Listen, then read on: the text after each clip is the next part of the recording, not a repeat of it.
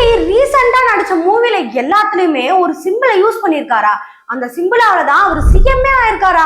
அதை பத்தி தான் இன்னைக்கு தெளிவா பார்க்க போறோம். வாங்க பார்க்கலாம். 17th செஞ்சுரியில இருந்து இலுமினாட்டி அப்படின்ற ஒரு விஷயத்த ஒரு குடும்பமா சேர்ந்து பண்ணிட்டு இருந்திருக்காங்க. அதாவது உலகத்துல இருக்க எல்லாமே நம்ம கையில வரணும், நம்ம குடும்பத்து கையில மட்டும் தான் இருக்கணும்னு சொல்லி அவங்க எல்லாருமே இலுமினாட்டின்ற ஒரு டார்க் மேஜிக்கை யூஸ் பண்ணியிருக்காங்க. அது காலங்காலமா எல்லாருமே பயன்படுத்திட்டு இருக்காங்கன்னு ஒரு ரூமரும் இருக்கு.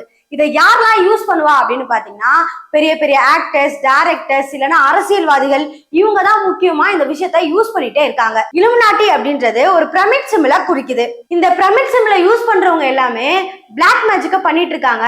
உலகத்துல இருக்க எல்லாமே நம்ம கைக்குள்ள அடங்கணும் அப்படின்னு நினைக்கிறாங்க அப்படின்ற மாதிரி பல பேரும் பேசுறாங்க. இதுல விஜய் அவர்களோட பேரும் அடிபட்டு இருக்கு. என்ன அப்படின்னா, இலுமினாட்டி அப்படின்ற விஷயத்த யூஸ் பண்ணி தான் அவர் படத்துல எல்லாம் ஹிட் கொடுத்தாரு அப்படின்ற மாதிரியும் பேசுறாங்க. பிகில், மாஸ்டர், பீஸ்ட் இந்த மாதிரி மூவிஸ்ல எல்லாம் டிஷர்ட்ல இல்ல மூவிஸ்ல இல்ல சாங்ஸ்ல இந்த சிம்பிளை யூஸ் பண்ணியிருக்காரு. இந்த சிம்பிளை யூஸ் பண்ணி தான் படத்தெல்லாம் வெற்றிகரமா கொண்டு போயிருக்காரு.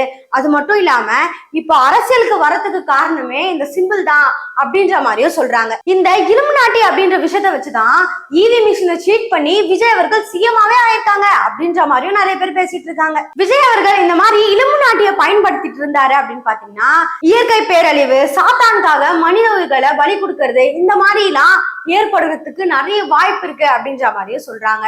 இதுக்கு முன்னாடி கரூர் விஷயத்துல 41 பேர் இறந்ததுக்கு காரணமே விஜய் அவர்கள் இலுமினாட்டிய பயன்படுத்தினதுதான் அப்படின்ற மாதிரியும் சொல்றாங்க. இன்னொரு விஷயம் என்ன அப்படின்னு பாத்தீங்கன்னா, கரூர் விஷயம் நடந்த பிறகும் விஜய் அவர்கள் பதவி ஏற்ற பிறகும் மிடில்ல ஒரு நாட்கள் இருக்கும் இல்லையா, அந்த நாட்களோட எண்ணிக்கையும் சாத்தான் பைபிள்ல அதே எண்ணிக்கையில ஒரு வசனம் இருக்கான்.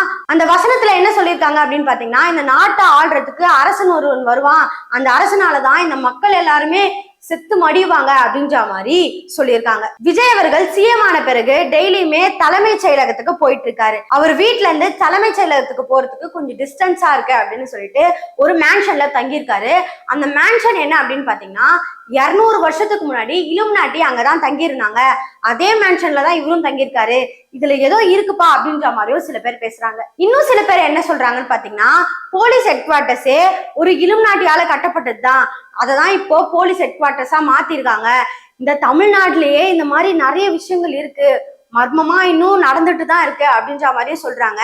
இதுக்கு முன்னாடி அரசியலுக்கு வர்றதுக்கு கமலஹாசனும் இலுமினாட்டி சிம்பிளை யூஸ் பண்ணிருக்காரு அப்படின்னு சொல்றாங்க. விஜய் அவர்கள் இலுமினாட்டியை யூஸ் பண்ணிட்டு இருக்காரு அப்படின்றத கன்ஃபார்ம் பண்ற விதமா அவரும் இப்பெல்லாம் நெத்தியில பிளாக் கலர் பொட்டு ஒண்ணு வைக்கிறாரு. இதை பார்த்து நிறைய பேர் சந்தேகம் தான் படுறாங்க. அவரு கிறிஸ்டின் தானே, ஏன் நெத்தியில பிளாக் கலர் பொட்டு எல்லாம் வச்சுட்டு இருக்காரு? என்ன ரீசனுக்காக வச்சிருப்பாரு? இவரும் பிளாக் மேஜிக் பண்றாரோ, இவரும் இலுமினாட்டில ஒரு ஆளா இருக்காரோ அப்படின்ற மாதிரிலாம் பல பேரும் பேசிட்டு இருக்காங்க. ஜீசஸ வழிபடுறவங்க இந்த சிம்பிளை ஸ்ட்ரைட்டா தான் பண்ணுவாங்க. அதே சாத்தான வழிபடுறவங்க தலைகீழா அந்த சிம்பிளை போடுவாங்க அப்படின்ற மாதிரி சொல்றாங்க. இந்த அலிகேஷனை சிஎம் அவர்கள் மேலேயே வைக்கிறாங்க. இதுக்கான ஆதாரம் எதுவும் இல்லைனாலும் இது உண்மையா பொய்யா உங்களுக்கு என்ன தோணுது அப்படின்றத மறக்காம கமெண்ட்ஸ்ல சொல்லிட்டு போங்க. இதே மாதிரி நிறைய தகவலை தெரிஞ்சுக்க ரெட் டேப் சேனலை சப்ஸ்கிரைப் பண்ணி வச்சுக்கோங்க.